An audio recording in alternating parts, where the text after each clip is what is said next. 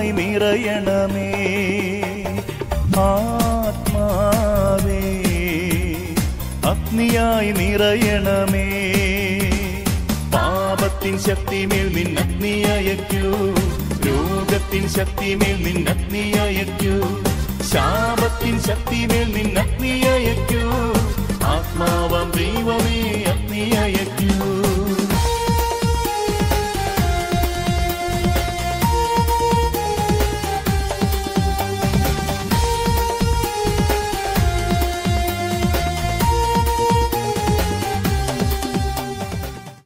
എന്തുകൊണ്ടാണ് കുടുംബജീവിതത്തിൽ ലയം നഷ്ടപ്പെടുന്നത്? പ്രിയപ്പെട്ട മക്കളെ, രണ്ട് പ്രധാനപ്പെട്ട കാരണങ്ങളാണ് ബൈബിൾ വെളിപ്പെടുത്തുക. Praise the Lord, hallelujah.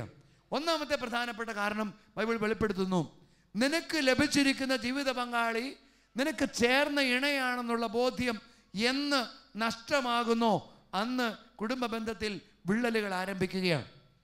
നിനക്ക് ലഭിച്ചിരിക്കുന്ന ജീവിത പങ്കാളി എനിക്ക് ചേർന്ന ഇണയാണെന്നുള്ള ബോധ്യം നഷ്ടപ്പെടുമ്പോൾ അവിടെ പ്രിയപ്പെട്ട സഹോദരങ്ങളെ കുടുംബ ബന്ധം തകരും. നമുക്കറിയാം, ബൈബിൾ പരിശോധിക്കുമ്പോൾ ഉൽപ്പത്തി പുസ്തകത്തിൽ 2-ാം അധ്യായത്തിൽ നമ്മൾ കാണുന്നുണ്ട്, ദൈവമായ കർത്താവ് ഈ ലോകത്തിൽ എല്ലാത്തിനെയും ഫൈൻ എന്നൊക്കെ പറഞ്ഞ് സൃഷ്ടിച്ചതിന് ശേഷം മനുഷ്യനെ സ്വന്തം ഛായയിലും സാദൃശ്യത്തിലും സൃഷ്ടിച്ചു. അവൻ ഏകനായിരിക്കുന്നത് മാത്രം നന്നല്ല എന്ന് കണ്ട ദൈവം എന്ത് ചെയ്തു? അവന് ഗാഠനിദ്ര നൽകിയെന്നാണ് പറഞ്ഞത്. എന്താ കൊടുത്തത്? ഗാഠനിദ്ര എന്ന അർത്ഥം എന്താ? Deep sleep. Price the Lord. അത് പുരുഷന്മാർക്ക് മാത്രമേ കിട്ടിയിട്ടുള്ളൂ. അതെന്താണെന്നറിയാമോ? പെണ്ണുങ്ങൾ ജനിക്കുന്നതിന് മുമ്പ്. Price the Lord. പിന്നെ ഗാഠനിദ്ര കിട്ടിയിട്ടില്ല. പറ ഹല്ലേലൂയ. സന്തോഷം, ഹല്ലേലൂയ. അങ്ങനെ ഗാഠനിദ്ര എടുത്തിട്ട് എന്ത് ചെയ്തു? ഇവൻ്റെ 6-ാം വാരിയിൽ എടുത്തിട്ട് അവൻ സ്ത്രീയെ സൃഷ്ടിച്ചു. അവനെ കണ്ടപ്പോൾ അവന് ഭയങ്കര സന്തോഷമായി. എൻ്റെ മാംസത്തിൻ്റെ മാംസവും അസ്ഥിയുടെ അസ്ഥിയും. അങ്ങനെ ചേർന്ന് ഇണയെ കൊടുക്കുമെന്നാണ് ബൈബിൾ പറയുന്നത്. പ്രിയപ്പെട്ട സഹോദരങ്ങളെ, അപ്പോൾ എന്ന് നിന്റെ ജീവിതത്തിൽ നിനക്ക് ലഭിച്ചിരിക്കുന്ന ജീവിത പങ്കാളി നിനക്ക് ചേർന്ന ഇണയാണെന്നുള്ള ബോധ്യം നഷ്ടപ്പെടുന്നോ അന്ന് കുടുംബജീവിതം തകരും. നമുക്കറിയാം, സാധാരണ 2 തരത്തിലാണ് കല്യാണങ്ങളുള്ളത്, ഇല്ലേ? ഏതൊക്കെയാ? അറേഞ്ച്ഡ് മാരേജും ലവ് മാരേജ്. നിനക്കിത് അറിയാൻ പാടുള്ളൂ. അങ്ങനെയല്ല, വേറെ 2 തരത്തിൽ കല്യാണമുണ്ട്. അതാണ്, ഒന്ന് മാരേജ് ഇൻ ഇമാജിനേഷൻ, മറ്റൊന്ന് മാരേജ് ഇൻ റിയാലിറ്റി. ഒന്ന് ഭാവനയിലുള്ള കല്യാണം, മറ്റൊന്ന് യാഥാർത്ഥ്യത്തിലുള്ള കല്യാണം. എന്താ ഭാവനയുള്ള കല്യാണം? പ്രിയപ്പെട്ട സഹോദരങ്ങളെ, ഓരോ യുവാവും യുവതിയും അവരുടെ വിവാഹ പ്രായമാകുമ്പോൾ തൻ്റെ ജീവിതത്തിലേക്ക് കടന്നു വരേണ്ട ജീവിത പങ്കാളിയെക്കുറിച്ച് ഒരു സ്വപ്നം കാണും. Price the Lord. ശരിയല്ലേ? മക്കൾ പറഞ്ഞു തുടങ്ങി. ഇപ്പം വിവാഹപ്രായം ഒന്നും വേണ്ട, LKG UKG ആകുമ്പം സ്വപ്നം തുടങ്ങിയിട്ടുണ്ട്.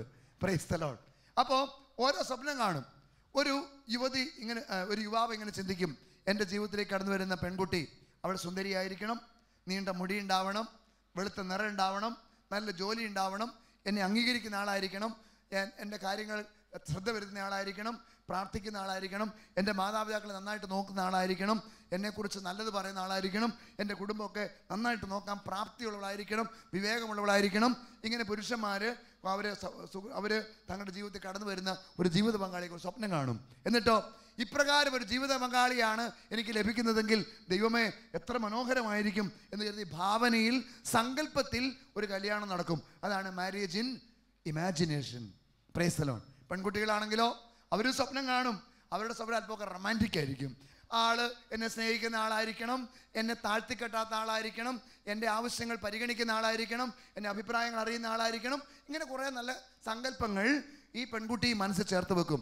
അങ്ങനെ ഒരു ജീവിത പങ്കാളിയാണ് ലഭിക്കാൻ പോകുന്നതെങ്കിൽ എൻ്റെ ജീവിതം എത്രയോ സന്തോഷകരമെന്ന് കരുതി അങ്ങനെ ഒരു കല്യാണം നടക്കും. അത് marriage in imagination. Praise the Lord. എന്നാൽ മാരേജ് ഇൻ റിയാലിറ്റി എന്ന് പറഞ്ഞാലോ, യാഥാർത്ഥ്യത്തിലെ കല്യാണത്തിൽ നിന്റെ സങ്കല്പത്തിൽ നിന്ന് ഏറെ മാറി ഒരു പക്ഷേ നീ സങ്കല്പത്തിൽ കണ്ടതിനേക്കാൾ നേരെ ഓപ്പോസിറ്റുള്ള ഒരാളെയായിരിക്കും കിട്ടിയിരിക്കുക. എന്നിട്ടും ഇത് എനിക്ക് ചേർന്ന ഇണയാണ്, ദൈവം ചേർത്ത് വെച്ച ഇണയാണെന്നുള്ള ബോധ്യത്തോടെ ആ വ്യക്തിയെ സ്നേഹിക്കുകയും അംഗീകരിക്കുകയും ചെയ്യുമ്പോഴാണ് അവിടെ കുടുംബത്തിൽ സന്തോഷവും സമാധാനം ഉണ്ടാവുക. Price the Lord. ഒരിക്കൽ ഞാൻ ഒരു ക്ലാസ് കഴിഞ്ഞ് പുറത്തിറങ്ങിയപ്പോഴത്തേക്കും ഒരു ചേട്ടൻ അങ്ങോട്ട് വന്നു. അച്ഛൻ ഇങ്ങോട്ട് വന്നേ, അച്ഛൻ അനുഭവ സമ്പത്ത് ഒട്ടുമില്ല അല്ലേ എന്ന് ചോദിച്ചു. ഞാൻ പറഞ്ഞു ഏതിൽ? അല്ല വിവാഹ ജീവിതത്തിൽ. ഞാൻ പറഞ്ഞു ഇല്ല ചേട്ടാ. Price the Lord. എന്നാൽ ഇത് എന്നോട് ചോദിക്കും. ഞാൻ പറയാം, നിങ്ങൾക്ക് ഇവിടെ നിന്നിട്ട് ചേർന്ന് ഈണ എന്ന് പറയാൻ നല്ല എളുപ്പം അച്ഛാ. ഞാൻ അനുഭവിക്കും, ഞങ്ങളെ പോലെയുള്ളവരുടെ വിഷമം അച്ഛൻ അറിയാൻ പാടില്ല. ചോദിച്ചു എന്ത് പറ്റി? അച്ഛാ എനിക്കൊരു സാധനത്തെ തമ്പുരാൻ തന്നിട്ടുണ്ട്, ഞാനുമായിട്ട് ഒരു ചേർച്ചയില്ലാത്ത ഇണ. ചോദിച്ചു എന്താ ചേട്ടാ കാര്യം? എന്താന്നാ ഞാൻ പറഞ്ഞുതരാം അച്ഛാ. അച്ഛാ ഞാനുമായിട്ട് ഒരു സാമ്യമില്ലാത്തൊരു സ്ത്രീയാണ് അവൾ. ഞാൻ ഒരു ഉദാഹരണം പറയാം. ചേട്ടൻ പറഞ്ഞു അച്ഛാ അച്ഛനറിയോ എനിക്ക് എല്ലാ കാര്യവും അടുക്കും ചിട്ടയോടെ വെക്കുന്നൊരു സ്വഭാവമുണ്ട്. എനിക്ക് എടുത്ത സ്ഥാനത്ത് എടുത്തെടുത്ത് വെക്കണം, വീടും മുറിയൊക്കെ നീറ്റായിട്ട് ഇടണം, അതെനിക്ക് വലിയ ഇഷ്ടമാണ്. പക്ഷെ എൻ്റെ ഭാര്യ എന്ന് പറഞ്ഞാൽ അടുക്കും ചിട്ടയും വൃത്തിയും അവിടെ 7 അയലോകത്തോട് പോയിട്ടില്ല. Price the Lord. ഈ ചേട്ടൻ പറഞ്ഞു ശനിയാഴ്ച ദിവസം ഞാൻ അവധിയാണ്, അന്ന് വീട്ടിൽ വന്ന വീട്ടിലെ കാര്യങ്ങളെല്ലാം ക്രമീകരിച്ച് വെക്കും, എല്ലാം നീറ്റാക്കി വെക്കും. ഞായറാഴ്ച ഒരു ദിവസം നിൽക്കും. തിങ്കളാഴ്ച ഞാൻ പോയിട്ട് വന്നു കഴിഞ്ഞാൽ അച്ഛാ തൃശ്ശൂർ ശക്തനപുരം മാർക്കറ്റ് പോലെ വീട് കിടക്കുന്നത്. ഇതാണോ അച്ഛാ എനിക്ക് ചേർന്ന് ചെയ്യണം? Price the Lord. ഈ ചേട്ടൻ പറഞ്ഞു അച്ഛാ രണ്ടാമത് ഞാൻ പറയാം അച്ഛാ എനിക്കാണെങ്കിൽ പെട്ടെന്നൊന്നും ദേഷ്യം വരാറില്ല, ഞാൻ അങ്ങനെ പെട്ടെന്ന് ദേഷ്യപ്പെടാറില്ല. എൻ്റെ ഭാര്യ അവൾ കടുക് പൊട്ടുന്നവരെയാണ് പൊട്ടുന്നത്, ഏതിനാന്ന് അവൾക്ക് പോലും അറിയാൻ പാടില്ല. ഇതാണോ അച്ഛാ എനിക്ക് ചേർന്ന് ചെയ്യണം? ആ ചേട്ടൻ പറഞ്ഞു അച്ഛാ മൂന്നാമത് ഞാൻ പറയാം, എനിക്ക് എല്ലാ കാര്യങ്ങളും പെട്ടെന്ന് ചെയ്യുന്ന ഇഷ്ടം. ഞാൻ കുളിക്കാൻ പോയാൽ 3 മിനിറ്റ്, ഭക്ഷണം കഴിക്കാൻ 5 മിനിറ്റ്, എങ്ങോട്ടേലും പോകാൻ പറഞ്ഞാൽ ഒരുങ്ങാൻ 4 മിനിറ്റ് തരും. ഇവള് കുളിക്കാൻ പോയാൽ നീരാട്ടല്ലേ, നീരാട്ട് 3 മണിക്കൂർ. എൻ്റെ അച്ഛാ ഭക്ഷണം കഴിക്കാൻ വേണ്ടി ഇരുന്ന് കഴിഞ്ഞാൽ അവൾ ഒച്ച അഴിയുന്ന പോലെ ഒരു 3 മണിക്കൂർ 4 മണിക്കൂർ ഭക്ഷണം കഴിച്ചിറങ്ങുന്നത്. ഇനി എങ്ങോട്ടെങ്കിലും ഇതിനെ കൊണ്ടൊന്ന് പോകണമെന്ന് വെച്ചാലോ 3 ആഴ്ച മുമ്പ് പറഞ്ഞാൽ പോലും ഒരുങ്ങി തീരില്ല. ഇതാണോ അച്ഛാ എനിക്ക് ചേർന്ന് ചെയ്യണം? Price the Lord. ഹല്ലേലൂയ. ഞാൻ പറഞ്ഞ എൻ്റെ പൊന്നു ചേട്ടാ ഇത് തന്നെയാ ചേർന്ന് ചെയ്യണം, ഇത് തന്നെയാ ചേർന്ന് ചെയ്യണം. ഇന്ന് നമ്മൾ ചേർച്ച നോക്കുന്നത് എങ്ങനെയാ? പ്രിയപ്പെട്ട സഹോദരങ്ങളെ, ഇന്ന് ഒരു ജീവിത പങ്കാളിയെ കണ്ടെത്താൻ വേണ്ടി ചേർച്ച നോക്കുന്നത് നമ്മൾ സാധാരണ മാനുഷിക ബുദ്ധി കൊണ്ടാണ്. മകൾ എഞ്ചിനീയർ, മകൻ എഞ്ചിനീയർ, മകൻ ഡോക്ടർ, മകൾ ഡോക്ടർ. ഇന്ന് ഒത്തിരി ഒരു മാട്രിമോണിയൽ വന്നിട്ടുണ്ടല്ലോ, നമ്മുടെ മാട്രിമോണിയൽ ഇതുള്ളത് കൊണ്ട് നമ്മുടെ ബയോഡാറ്റ കൊടുത്താൽ നമുക്ക് ഇഷ്ടപ്പെട്ട ചേർച്ചകൾ കുറേ ഇങ്ങോട്ട് കയറി വരും, എന്നിട്ട് നമുക്ക് അടിച്ചു വിട്ടാൽ മതി. പിന്നെ അവിടെ 2 അച്ഛന്മാർ, ഇവിടെ ഒരു കന്യാസ്ത്രീ, അവന് 5 അടി 9 ഇഞ്ച്, ഇവൾ 5 അടി 7 ഇഞ്ച്, അവൻ ഇത്ര വണ്ണം, ഇവക്ക് ഇത്ര വേണം, അവിടെ വെളുത്ത നിറം, ഇവിടെ ചുവന്ന നിറം. ഇങ്ങനെയാണ് നമ്മൾ ചേർച്ച നോക്കുന്നത്. പറ ഹല്ലേലൂയ. ഇതല്ല ദൈവം വെക്കുന്ന ചേർച്ച. ഞാൻ ഈ ചേട്ടനോട് പറഞ്ഞു ചേട്ടാ ഇത് തന്നെയാ ചേട്ടന് ചേർന്ന് ചെയ്യണ. കാരണം 1 കൊറിന്ത്യൻസ് 7:14 വചനം പറയുന്നു, അവിശ്വാസിയായ ഭർത്താവ് വിശ്വാസിനിയായ ഭാര്യ മുഖേനയും അവിശ്വാസിനിയായ ഭാര്യ വിശ്വാസിയായ ഭർത്താവ് മുഖേനയും നീതീകരിക്കപ്പെടണം, ഇല്ലെങ്കിൽ അവരുടെ മക്കൾ എന്താകുമായിരുന്നു? അശുദ്ധരായി മാറുമായിരുന്നു. വായിക്കുക ഫസ്റ്റ് കൊറിന്ത്യൻസ് 7:14 വായിച്ചേ. അവിശ്വാസിയായ ഭർത്താവ് ആര്യ മുഖേന മാനസാന്തരപ്പെടണം, ഭാര്യ മുഖേനയും. അവിശ്വാസിനിയായ ഭാര്യ ഭർത്താവ് മുഖേനയും. ഇല്ലെങ്കിൽ എന്ത് സംഭവിക്കും? യെസ്, അവരുടെ മക്കൾ. പൊന്നു ചേട്ടൻ അങ്ങോട്ട് നോക്കിയേ. ചേട്ടൻ അല്പമൊക്കെ പ്രാർത്ഥിക്കുന്ന ആളാ. ചേട്ടന് കിട്ടിയൊരു സാധനം ഉണ്ടല്ലോ, പ്രാർത്ഥന എന്ന് കേൾക്കുമ്പം ഈ ടൈപ്പാണോ? പേടിക്കണ്ട, ഇത് ചേർന്ന് ചെയ്യണത് തന്നെയാ. ചേട്ടൻ്റെ പ്രാർത്ഥനയിലൂടെ ആ മകളെ രക്ഷപ്പെടുത്തണം. അതാ ദൈവം ആഗ്രഹിക്കുന്നത്. ചേച്ചിക്ക് നല്ല പ്രാർത്ഥനയും ഒക്കെ കാര്യമുണ്ട്. ചേട്ടൻ എന്ന് പറഞ്ഞാൽ പള്ളി എന്ന് പറഞ്ഞാൽ ചെറുത്താൻ കുരിശ് കാണുന്ന പോലെയാ. പേടിക്കണ്ട, ഇത് തന്നെ ചേർന്ന് ചെയ്യണയാ. കാരണം നിങ്ങളുടെ മക്കൾ അശുദ്ധരാകാതിരിക്കാൻ വേണ്ടി ദൈവം ഇങ്ങനെയാ ചേർച്ച വെച്ചിരിക്കുക. Price the Lord. ഹല്ലേലൂയ. അതുകൊണ്ട് എൻ്റെ പ്രിയപ്പെട്ട മാതാപിതാക്കളെ, നിങ്ങൾക്ക് തന്നിരിക്കുന്ന ജീവിത പങ്കാളി കുറ്റങ്ങളും കുറവുകളും ഉണ്ടാവും. നിന്റെ സങ്കല്പത്തിലെ ഒരു ജീവിത പങ്കാളി ആവില്ല. നീ സ്വപ്നം കണ്ട ജീവിത പങ്കാളി ആവണം നിർബന്ധമില്ല. പല ഗുണങ്ങളും ഉണ്ടാവില്ല. പക്ഷേ അത് ദൈവം ചേർത്ത് വെച്ച ഇണയാണ് എന്നുള്ള ബോധ്യത്തോടെ ജീവിക്കണം. പറഞ്ഞേ ഹല്ലേലൂയ. ഇവിടെ അടുത്ത് 12 അമ്മച്ചിമാരെയൊക്കെ കണ്ടു, നല്ല കുണുക്കം കിട്ട അമ്മച്ചിമാരെയൊക്കെ ഞാൻ കണ്ടു. Price the Lord. വിവാഹ ജീവിതത്തിൻ്റെ 50ഉം 60ഉം ഒക്കെ വാർഷിക ആഘോഷത്തോട് ചോദിക്കുക, നിങ്ങൾ എങ്ങനെയാ ഇത്ര നാൾ പിടിച്ചു നിന്നത്? Price the Lord. പണ്ടത്തെ കാലത്ത് എങ്ങനെയാണ് കല്യാണം അർപ്പിക്കണത്? ഒരിക്കൽ ഒരു അന്തോണി ചേട്ടൻ കള്ളു കുടിച്ചുകൊണ്ട് കള്ളു ഷാപ്പ് ഇരിക്കുമ്പോഴാണ് പഴയ പരിചയക്കാരനായ ചാക്കോ ചേട്ടൻ അതിലേക്ക്, എടാ ചാക്കോ നീ എവിടെ പോയതാടാ? ഒരു പെണ്ണിന്, എൻ്റെ പെണ്ണിന് ഒരു ചെറുക്കനെ അന്വേഷിച്ചു പോയത്, എന്നിട്ട് വല്ലതും കിട്ടിയോ? ഇല്ല. അന്ന് ഇരിക്കുക, എന്നുണ്ട് വിശേഷം? ഞാൻ ഒത്തിരി സ്ഥലത്ത് അന്വേഷിച്ചടാ, ഒരു ചെറുക്കനെ കിട്ടുന്നില്ല, നിന്റെ അറിവ് വല്ലതും ഉണ്ടോ? ചാക്കോ പറഞ്ഞു, അതേ എൻ്റെ അടുത്ത് ഒരെണ്ണം ഉണ്ട്, എനിക്കൊരു മോനുണ്ടാ, 10-27 വയസ്സുണ്ട്, വലിയ ബുദ്ധിയും ബോധമൊന്നുമില്ല, പക്ഷെ ഒരു കാര്യം പോത്ത് പണിയുന്ന പോലെ പണിയും. അപ്പം ചാക്കോ, എടാ നമ്മൾ പഴയ സുഹൃത്തുക്കളല്ലേ, എന്നാ ഒരു പണി ചെയ്താലോ? എടാ എൻ്റെ പെണ്ണ് നിന്റെ ചെറുക്കനെ കൊണ്ട് കെട്ടിച്ചാലോ? എന്നാ കെട്ടിച്ചേക്കാം, എടുക്കടാ ഒരു കുപ്പി കള്ള്, കല്യാണം ഉറപ്പിച്ച്.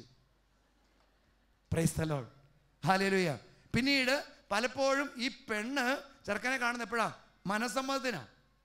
ഇന്നത്തെ പോലെ നേരത്തെ പോയി വീട് കാണലും അത് കാണും ഒന്നുമില്ല, മനസ്സമ്മതത്തിനാണ് കാണുന്നത്. നാളെ അമ്മച്ചി പറഞ്ഞു, എൻ്റെ അച്ഛാ ഞാൻ എൻ്റെ ഭർത്താവിൻ്റെ മുഖം കണ്ടത് 2 കുഞ്ഞുങ്ങളുണ്ടായ ശേഷമെന്ന് പറഞ്ഞു. Price the Lord. ഹല്ലേലൂയ. പ്രിയപ്പെട്ട സഹോദരങ്ങളെ, അങ്ങനെ ലഭിച്ചിരിക്കുന്ന ഈ ജീവിത പങ്കാളിയോടൊത്ത് ഇവരെങ്ങനെ 50-60 വർഷം ജീവിച്ചത്? ദൈവം തന്ന ജീവിത പങ്കാളി. കുറ്റങ്ങളുണ്ട്, കുറവുകളുണ്ട്, സങ്കല്പത്തിലെ ജീവിത പങ്കാളി അല്ല, എങ്കിലും ദൈവം ചേർത്ത് വെച്ച് ഇണയാണെന്നുള്ള ബോധ്യത്തോടെ ആ വ്യക്തിയെ സ്നേഹിക്കുകയും അംഗീകരിക്കുകയും ചെയ്തുകൊണ്ടാണ് അവർക്ക് ജീവിക്കാൻ പറ്റിയത്. പറഞ്ഞേ ഹല്ലേലൂയ, സന്തോഷം, ഹല്ലേലൂയ. എൻ്റെ പ്രിയപ്പെട്ട മാതാപിതാക്കളെ, സഹോദരങ്ങളെ, നിങ്ങൾക്ക് ലഭിച്ച ജീവിത പങ്കാളി അത് ഏറ്റവും ബെസ്റ്റ് ജീവിത പങ്കാളിയാണ്. ദൈവം തന്നിരിക്കുന്ന ആളാണ്. കുറ്റങ്ങളും കുറവുകളും ഉണ്ടാവും, പക്ഷേ പ്രിയപ്പെട്ട സഹോദരങ്ങളെ, ആ വ്യക്തിയെ നമ്മൾ സ്നേഹിക്കണം. നാളെ ഒരാൾ പറഞ്ഞു, എൻ്റെ അച്ഛാ ഒത്തിരി ആഗ്രഹിച്ച് കല്യാണം കഴിച്ചപ്പോഴാണ് മനസ്സിൽ ഈ ഭാര്യ എന്ന് പറയുന്നത് 2000 നോട്ട് പോലെയാന്ന് പറഞ്ഞു. എന്ത് 2000 നോട്ട് എന്ത് പറ്റി? എൻ്റെ അച്ഛാ കിട്ടിയപ്പം വളരെ സന്തോഷമായിരുന്നു, കിട്ടിക്കഴിഞ്ഞാൽ മനസ്സിൽ മാറ്റാൻ പറ്റില്ല എന്ന്. പ്രൈസ് ദി ലോർഡ് എന്ന് പറഞ്ഞ അവസ്ഥയാന്ന് പറഞ്ഞു. ഹല്ലേലൂയ എന്ന് പറഞ്ഞാൽ എൻ്റെ പൊന്നു സഹോദരങ്ങളെ, ദൈവം വച്ചിരിക്കുന്ന ഈ ഒരു നോട്ട് മാറ്റാൻ പറ്റില്ല, തൽക്കാലത്തേക്ക് മാറ്റാൻ പറ്റില്ല. അത് ജീവിതത്തിൽ സ്നേഹിച്ച് അംഗീകരിച്ച് മുന്നോട്ട് കൊണ്ടുപോവുക. പറഞ്ഞേ ഹല്ലേലൂയ. ഇനി രണ്ടാമത്തെ കാരണം, കുടുംബത്തിൽ ലയം നഷ്ടപ്പെടാനുള്ള രണ്ടാമത്തെ കാരണമാണ് പ്രാർത്ഥനയുടെ അഭാവം. തോബിത്തിന്റെ പുസ്തകത്തിൽ 8-ാം അധ്യായത്തിൽ അതിൻ്റെ 7 മുതൽ, book of Tobit chapter 8 verse 7 onwards, 7 മുതലുള്ള വാക്യങ്ങളിൽ മനോഹരമായ ഫസ്റ്റ് നൈറ്റ് സീൻ കാണുന്നുണ്ട്. ഒരു ആദ്യ രാത്രി. Price the Lord.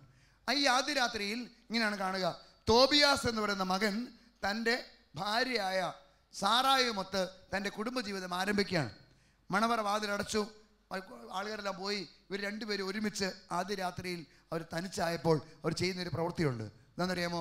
അവർ രണ്ടുപേരും അങ്ങോട്ട് മുട്ടുകുത്തും. തോബിയാസ് എന്ന് പറയുന്ന ഈ ഭർത്താവ് തൻ്റെ സാറ എന്ന ജീവിത പങ്കാളിയുടെ കരം പിടിച്ചുയർത്തി ഒരൊറ്റ പ്രാർത്ഥനയാണ്. എന്താ പ്രാർത്ഥിക്കുന്നത്? കർത്താവേ, ഞാൻ ഈ പെണ്ണിനെ സ്വീകരിച്ചിരിക്കുന്നത് ജഡികമായ അഭിലാഷത്താൽ അല്ല, മറിച്ച് നിഷ്കളങ്കമായ പ്രേമത്താലത്രേ. വീണ്ടും, അങ്ങയുടെ കാരുണ്യം ഞങ്ങളോടൊപ്പം ഉണ്ടാകണമേ, ഇവളോടൊത്ത് വാർദ്ധക്യത്തിലെത്താൻ അങ്ങനെ അനുവദിച്ചാലും. എന്താ പ്രാർത്ഥിക്കുന്നത്? ആദ്യ രാത്രി പ്രാർത്ഥിക്കുന്നത്, കർത്താവേ, ഇവിടെ മുടിയുടെ നീളം കുറയല്ലേ, മുഖത്ത് ചുളിവ് വീഴല്ലേ, വെളുത്ത നിറം മങ്ങിപ്പോകല്ലേ, ജോലി നഷ്ടപ്പെടുന്നൊന്നും അല്ല പറയണത്.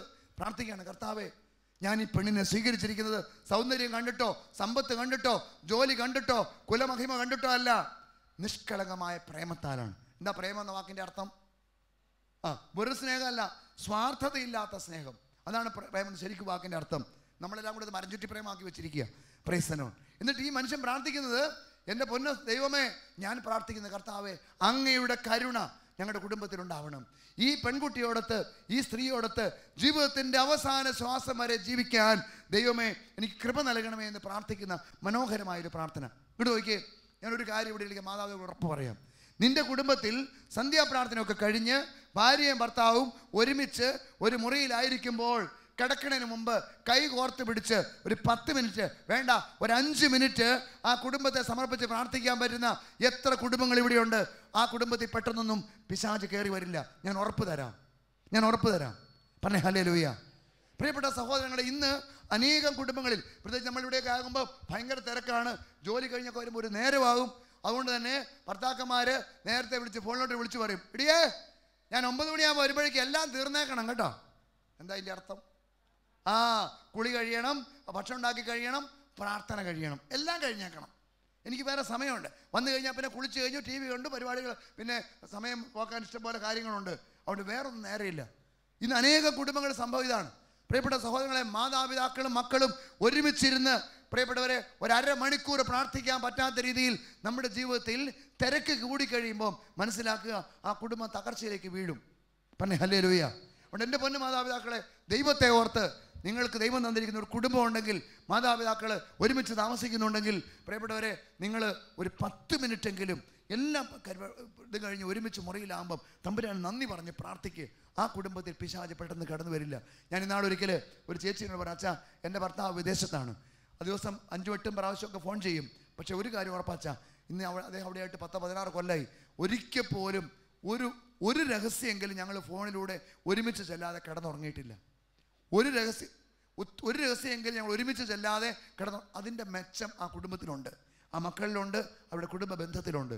നമുക്ക് ബാക്കി എല്ലാത്തിനും നേരമുണ്ട്, പ്രാർത്ഥിക്കാൻ നേരമില്ല.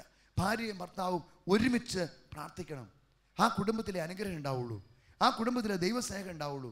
പറഞ്ഞേ ഹല്ലേലൂയ. ഇന്ന് എവിടെ പ്രാർത്ഥന നഷ്ടപ്പെടുന്നോ അവിടെ അസ്വസ്ഥതകൾ പുകയാണ്. പ്രിയപ്പെട്ട സഹോദരങ്ങളെ, ഒരു വചനഭാഗം സഭാപ്രസംഗം 4-ാം അധ്യായം 9 വാക്യങ്ങൾ വായിക്കാമോ?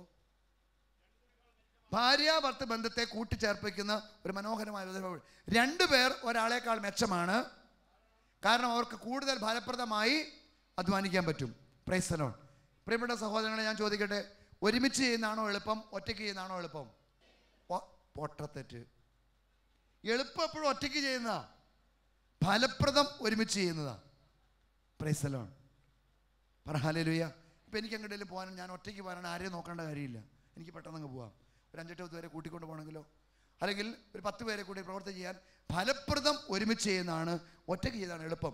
ബൈബിൾ പറയുന്നു 2 പേർ ഒരാളേക്കാൾ മെച്ചമാണ്, അവർക്ക് കൂടുതൽ ഫലപ്രദമായി അധ്വാനിക്കാൻ പറ്റും. വീണ്ടും അടുത്ത വചനം, അവരിൽ ഒരുവൻ വീണാൽ അവരെ താങ്ങാൻ പറ്റും, ഒറ്റയ്ക്കായാൽ താങ്ങാൻ ആരും ഉണ്ടാവില്ല, അവൻ്റെ കാര്യം കട്ടപ്പുക.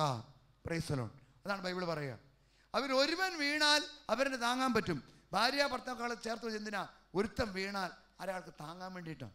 പറഞ്ഞേ ഹല്ലേലൂയ. പ്രിയപ്പെട്ട സഹോദരങ്ങളെ, ഞാൻ ഓർക്കാണ്, കഴിഞ്ഞ നാളിൽ ഞാനൊരു വിദേശ രാജ്യത്ത് ചെന്നപ്പോൾ അവിടെ ഒരു സഹോദരൻ, അദ്ദേഹത്തിൻ്റെ വീട്ടിലായിരുന്നു ഞാൻ 5 ദിവസം താമസിച്ച്. ഒരു 5 ദിവസം ശുശ്രൂഷ കഴിഞ്ഞു പോരുന്ന ഭാര്യയും ഭർത്താവും 2 മക്കളും. മോൻ 25 വയസ്സ്, മകള് 18 വയസ്സ്. ഇന്ന് രാവിലെ 5:30 ഇവരുടെ വീട്ടിൽ രാവിലെ ഇവരുടെ അപ്പനും അമ്മയും മക്കളും സ്തുതിച്ച് പ്രാർത്ഥിക്കുന്ന സ്വരം കേട്ടിട്ടാണ് ഞാൻ പലപ്പോഴും ഏറ്റുകൊണ്ടിരുന്നത്. കാരണം ഞങ്ങൾ വന്ന് കിടക്കും 12-1 മണിയാവും. പക്ഷേ ഈ 5:30 ആകുമ്പോൾ ഈ മക്കൾ പ്രിയപ്പെട്ട ഒന്ന് സ്തുതിച്ച് പ്രാർത്ഥിക്കുന്ന സ്വരം കേട്ട് ഞാൻ എഴുന്നേക്കുന്നത്. 5 ദിവസം വളരെ സന്തോഷത്തോടെ കഴിഞ്ഞു. അവിടുന്ന് പോരാൻ നേരത്ത് ഞാൻ അവരോട് ചോദിച്ചു, ചേട്ടാ ഞാൻ എന്ത് വേണ്ടിയാണ് പ്രാർത്ഥിക്കേണ്ടത്? കുടുംബത്തിന് വേണ്ടി പ്രാർത്ഥിക്കുകയാണ്. ചേട്ടൻ പറഞ്ഞ, അച്ഛാ ഞങ്ങളുടെ കുടുംബം ദൈവഭക്തിയിൽ വളരാൻ വേണ്ടി പ്രാർത്ഥിച്ചാൽ മതി. അങ്ങനെ ആ കുടുംബത്തിന് വേണ്ടി പ്രാർത്ഥിച്ചു. ആ പ്രാർത്ഥന കഴിഞ്ഞപ്പോൾ ആ ചേട്ടൻ ഭാര്യയെ ചേർത്ത് വെച്ചിട്ട് പറഞ്ഞു, അച്ഛനറിയോ, എൻ്റെ ജീവിതത്തിൽ ദൈവം തന്ന താങ്ങും തണലുമാണ് അച്ഛാ എൻ്റെ ഭാര്യ. ഇവിടെ ഇല്ലായിരുന്നെങ്കിൽ ഞാൻ പണ്ടേ എൻ്റെ ജീവിതം നശിച്ചു പോകുമായിരുന്നു. എനിക്ക് എന്ത് പറ്റി? അദ്ദേഹം പറഞ്ഞു, അച്ഛാ വർഷങ്ങൾക്ക് മുമ്പ് കടബാധ്യത മൂത്ത് നാട്ടിൽ നിന്ന് ഒളിച്ചോടി പോന്നവനാണ് ഞാൻ. അദ്ദേഹം പറഞ്ഞു, എനിക്കും എൻ്റെ അപ്പനും എൻ്റെ ചേട്ടനും കൂടി ഒരു ബിസിനസ് നടത്തുകയായിരുന്നു. ആ ബിസിനസ്സിൽ ആകെ പരാജയപ്പെട്ടു. ചേട്ടൻ ആത്മഹത്യ ചെയ്തു, അപ്പൻ മരിക്കുകയും ചെയ്തു. അവസാനം കോടികളുടെ കടബാധ്യത ഈ മനുഷ്യൻ്റെ മേലായി. ഇയാളാണ് പിന്നെ ഒരു വീട്ടിലെ ഒരാൾ. അപ്പോൾ ഇയാൾ പറഞ്ഞു, ഞാൻ എല്ലാവർക്കും പൈസ തരാം, എനിക്ക് അല്പം സാവകാശം തരാൻ പറഞ്ഞു. ആ സമയത്ത് ഇയാൾ വിവാഹം നടന്നു. ഈ ഭാര്യ എങ്ങനെയോ സിംഗപ്പൂരെത്തി, അവിടുന്ന് ആ മകൾ അയർലൻഡിലെത്തി. അപ്പോൾ എന്നും കടബാധ്യയാണ്. മക്കൾ 2 പേരും ഇവിടെ. കടക്കാരുടെ ശല്യം സഹിക്കുക വയ്യാതെ അദ്ദേഹം മക്കളോട് പറഞ്ഞു, മക്കളെ ഞാൻ ബോംബെക്ക് പോകാൻ, പപ്പ ബോംബെക്ക് പോകാനെന്ന് പറഞ്ഞ് അദ്ദേഹം അന്ന് അയർലൻഡിൽ മുങ്ങി. പക്ഷേ അദ്ദേഹം ഒരു തീരുമാനം പറഞ്ഞിട്ട് പോയി, അവിടെ എഴുതി വെച്ചിട്ട് പോയി, നിങ്ങളുടെ ചില്ലിക്കാശ് പോലും കൊടുത്തു വീട്ടാതെ ഞാൻ ഈ നാട്ടിലേക്ക് കാലുകുത്തില്ല. അങ്ങനെ തിരിച്ചുപോയി. ആ ചേട്ടൻ പറഞ്ഞു, 12 വർഷമായി ഞാൻ നാട്ടിൽ കാലുകുത്തിയിട്ടില്ല. പക്ഷേ ദൈവം സഹായിച്ചാൽ 3 വർഷത്തിനുള്ളിൽ ഞാൻ വീട്ടിൽ കാലുകുത്തും. കാരണം എനിക്ക് 1,70,000 രൂപ കടബാധ്യത, 1,70,000,000 വേണ്ടായിരുന്നു. അതിൽ 1,35,00,000 കഴിഞ്ഞു. ഇനി ഏതാണ്ട് 30 ലക്ഷത്തോടെ ഉള്ളൂ. അതുകൊണ്ട് ഞാൻ സാധിച്ചാൽ 2 വർഷത്തിനുള്ളിൽ കാലുകുത്തും. ബാക്കി എല്ലാ പണം കൊടുത്ത് വീട്ടിൽ കൊണ്ടിരിക്കുകയാണ്. അദ്ദേഹം പറഞ്ഞു, കഴിഞ്ഞ ദിവസം അദ്ദേഹത്തിൻ്റെ 1 വർഷം മുമ്പ് അദ്ദേഹത്തിൻ്റെ അമ്മ പറഞ്ഞു, മോനെ ഞാൻ പ്രായമായി കിടക്കാടാ, നീ ഇപ്പോൾ ഇങ്ങോട്ട് വന്നില്ലെങ്കിൽ എനിക്ക് നിന്നെ കാണാൻ പറ്റുമെന്ന് അറിയാൻ പാടില്ല. അവൻ പറഞ്ഞു, അമ്മേ ഞാൻ തമ്പുരാനോട് വാക്ക് പറഞ്ഞു, ഞാൻ കേരളത്തിൽ കാലുകുത്തില്ല, അമ്മയ്ക്ക് എന്നെ കാണുന്നുണ്ടെങ്കിൽ ചേച്ചിയും കൂട്ടി ബാംഗ്ലൂർ വരാൻ പറഞ്ഞു. അങ്ങനെ ബാംഗ്ലൂർ അവൻ ഒരു തവണ വന്നു. അവിടെ ഒരു ഹോട്ടലിൽ 4 ദിവസം അമ്മയോടൊപ്പം നിന്നു. അമ്മയെ കണ്ട് മടങ്ങിപ്പോയി. അദ്ദേഹം പറയാണ്, എൻ്റെ ഈ ഭാര്യ അന്ന് മുതൽ ഇന്ന് വരെ എൻ്റെ താങ്ങും തണലുമാണ്. ഒരിക്കൽ പോലും ഒരു കുത്തുവാക്കോ പഴുവാക്കോ പറഞ്ഞിട്ട് തൻ്റെ അപ്പനും തൻ്റെ ചേട്ടനുണ്ടാക്കി കട ഞാനെന്തിനാടോ വീട്ടുന്നത് ഒരു വാക്കുപോലും പറഞ്ഞിട്ടില്ല. നിരാശയുടെ നിമിഷങ്ങളിൽ പറഞ്ഞു, ചേട്ടാ സാരമില്ല, ദൈവം നമ്മുടെ കൂടെയുണ്ട്. അവൾ പ്രാർത്ഥിച്ച് എന്നെ ശക്തിപ്പെടുത്തി. നൈറ്റ് ഡ്യൂട്ടി ഓവർ ഡ്യൂട്ടി ചെയ്ത് ഒരു പൈസ പോലും അനാവശ്യമായി ചെലവഴിക്കാതെ എൻ്റെ കുടുംബത്തിൻ്റെ കാര്യത്തിന് വേണ്ടി അവൾ ഉരുകി തീർന്നു. അവൾ എന്നെ സപ്പോർട്ട് ചെയ്തു. അതുകൊണ്ടാണ് ഈ കടബാധ്യതയെ മാറ്റാൻ പറ്റിയത്. അച്ഛാ എനിക്ക് ചേർന്ന് എൻ്റെ ഇണയാണെന്ന് പറഞ്ഞ് ആ സഹോദരി ചേർത്ത് നിർത്തിയപ്പോൾ പ്രിയപ്പെട്ട സഹോദരങ്ങളെ അറിയാതെ അവരുടെ കണ്ണ് നിറഞ്ഞു. ഇവിടെ ഇരിക്കുന്ന എത്ര ഭാര്യാഭർത്താക്കൾ പറയാൻ പറ്റും, ദൈവം ചേർത്ത് വെച്ച ഇണയാണ് ഇവള്, ചേർത്ത് വെച്ച ഇണയാണ് ഇവൻ. അടുത്തൊരു ജന്മം ഉണ്ടെങ്കിൽ ഞാൻ ഇവൻ്റെ കൂടെ ജീവിക്കുള്ളൂ. ഞാൻ കയ്യാരെയും കൊണ്ട് പൊക്കിക്കുന്നില്ല. Praise the Lord. ഹല്ലേലൂയ. ആത്മപരിശോധന ചെയ്താൽ മതി, ആത്മപരിശോധന ചെയ്താൽ മതി. അടുത്തൊരു ജന്മത്തിൽ ഈ ഒരു ജീവിത പങ്കാളി എനിക്ക് വേണമെന്ന് ആഗ്രഹിക്കുന്നവർ എത്ര പേരുണ്ടെന്ന് ചോദിച്ചുകൊണ്ട് ഒരു തവണ നടത്തിയപ്പോൾ ആകെ 3 പേരാ പറഞ്ഞു കൈ പൊക്കിയത്. ഞാൻ പറയുന്നത് പൊന്നുമക്കളെ, ചേർന്ന ഇണ, അതിലൊരുവൻ വീണാൽ അവനെ താങ്ങാൻ പറ്റും. ഒറ്റയ്ക്കായവൻ താങ്ങാൻ ആരുമില്ല. നമ്മൾ മലയാളികൾ താങ്ങാൻ മിടുക്കരാ. ഭർത്താവിന് എന്തെങ്കിലും ഒരു കുറവുണ്ടായിരുന്നെങ്കിൽ ഇടയ്ക്കിടയ്ക്ക് താങ്ങിക്കൊണ്ടിരിക്കും. അല്ലേലും എനിക്കറിയാം മനുഷ്യനെ, അല്ലേലും തൻ്റെ സ്വഭാവം അറിയാം. ഈ താങ്ങലിന് നമ്മൾ മിടുക്കരാ. എന്തെങ്കിലും ഒരു കാലത്ത് ഭാര്യയുടെ മൊബൈലിൽ ഒരു മിസ് കോൾ വന്നിട്ടുണ്ടെങ്കിൽ അമ്പടി എനിക്കറിയാടി നിൻ്റെ ആ ചുറ്റിക്കൊളിയൊക്കെ, അങ്ങനെ ഒരു താങ്ങൽ കൊടുക്കുന്നതല്ല ദൈവം പറയണ താങ്ങൽ. ഹല്ലേലൂയ. ശരിക്കും ആ വ്യക്തിയെ രക്ഷപ്പെടുത്താനുള്ളൊരു കൃപയായിട്ടാണ്. അടുത്ത വചനം വായിക്കും. 2 പേർ ഒരുമിച്ച് കിടന്നാൽ ചൂട് കിട്ടും, ഒറ്റയ്ക്കായാൽ എങ്ങനെ ചൂട് കിട്ടും? ഇതിനുവേണ്ടി ഇതിനെ വിവരിക്കേണ്ട ആവശ്യമില്ലല്ലോ, എല്ലാവർക്കും മനസ്സിലായില്ലേ? മനസ്സിലായി. നിങ്ങൾ ഉദ്ദേശിക്കുന്ന ചൂടല്ല. Price the Lord. ആ ചൂടല്ല ഈ ചൂട്, ഇത് പരിശുദ്ധാത്മാവിൻ്റെ ചൂടാണ്. Price the Lord. ഒരുമിച്ച് പ്രാർത്ഥിക്കുമ്പോഴാണ് പരിശുദ്ധാത്മാവ് വരിക. പ്രിയപ്പെട്ട സഹോദരങ്ങളെ, യേശു പറഞ്ഞു ഭൂമിയിൽ 2 പേർ യോജിച്ച് പ്രാർത്ഥിക്കുന്ന ഏതൊരു കാര്യവും ഞാൻ സാധിച്ചു തരും. അപ്പോസ്തലന്മാരെ ഈ 2 പേരായിട്ട് അയച്ചത്. പ്രിയപ്പെട്ട പൗലോസും സീലോസും പത്രോസും യോഹന്നാനും എല്ലാം ഈ 2 പേരായിട്ടാണ് പോയത്. അതുപോലെ യേശു ശിഷ്യന്മാരെ അയക്കുന്ന ഈ 2 പേരായിട്ടാണ്. പരിശുദ്ധാത്മാവ് വന്ന് നിറയുന്നത് ആ കൂട്ടായ്മയിലാണ്. ഒരുമിച്ചിരുന്ന് പ്രാർത്ഥിക്കുമ്പോൾ പരിശുദ്ധാത്മാവിന് ചൂട് ലഭിക്കും. അടുത്ത വചനം വായിക്കുക. ഒറ്റയ്ക്കായവനെ കീഴ്പ്പെടുത്താൻ ഭാവം 2 പേരായി ചെറുത്ത് നിൽക്കാൻ പറ്റും. അടുത്ത വചനം വായിക്കുക. മുപ്പിരി ചരട് ഒരിക്കലും വേഗം പൊട്ടില്ല. എന്താ മുപ്പിരി ചരട് എന്ന് പറഞ്ഞാൽ? 3 പിരിയുള്ള ചരട്. ഭാര്യ, ഭർത്താവ്, ദൈവം. ഇത് 3ഉം കൂടെ കൂടുന്ന ഒരു മുപ്പിരി ചരടായി നിന്റെ കുടുംബജീവിതം മാറിയാൽ ആ കുടുംബം പെട്ടെന്ന് തകരില്ലെന്നാ ബൈബിൾ പറയുക. പ്രിയപ്പെട്ടവരെ, അങ്ങനെ ദൈവം ചേർത്ത് വെച്ചിരിക്കുന്ന കുടുംബം, ഈ കുടുംബത്തിന്, ഭാര്യയും ഭർത്താവും അടങ്ങുന്ന കുടുംബത്തിന് ദൈവം കൊടുക്കുന്ന ഏറ്റവും വലിയ സമ്മാനമാണ് മക്കൾ. ദൈവങ്ങളുടെ ഏറ്റവും വലിയ ഗിഫ്റ്റാണ് എന്ത്? മക്കൾ. ഇതെവിടെയാണ് പറയണത്? ഞാൻ വെറുതെ പറയണത്, എല്ലാം വചനമാണ്.